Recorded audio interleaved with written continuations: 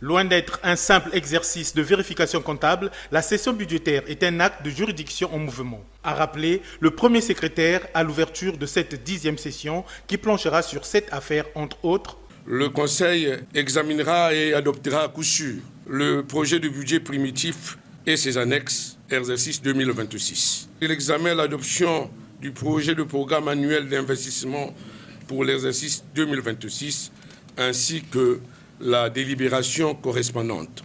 Les affaires relatives à la sauvegarde des bancs de terre situés, d'une part, entre la rampe d'approche de l'aéroport international Agostino Neto et la gare ferroviaire du chemin de fer Congo-Océan à Tietché, et de l'autre, entre le rond-point de la place Armistice et l'hôtel La Colombe, le long de la voie ferrée.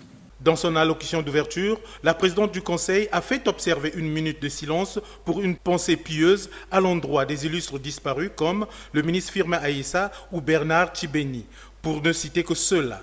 Ceci avant de rappeler le contexte politique de l'heure et les réalisations lors du dernier séjour de travail du chef de l'État à Pointe-Noire. Dans cette perspective, je voudrais saisir cette heureuse occurrence pour m'adresser particulièrement aux Ponténégrines et Ponténégrins que nous ouvrons cette 10e session dans un contexte politique très exigeant. Tout cela témoigne sans équivoque de la volonté du premier magistrat de notre pays, son Excellence M. Denis Sassou Nguesso, de consolider les acquis de notre jeune démocratie. Dès lors, il nous appartient à toutes et à tous d'exercer notre droit de vote en nous rendant massivement aux urnes les 12 et 15 mars prochains pour élire le candidat de notre choix. Après quoi, la machine municipale de travail pour la 10e session a été lancée.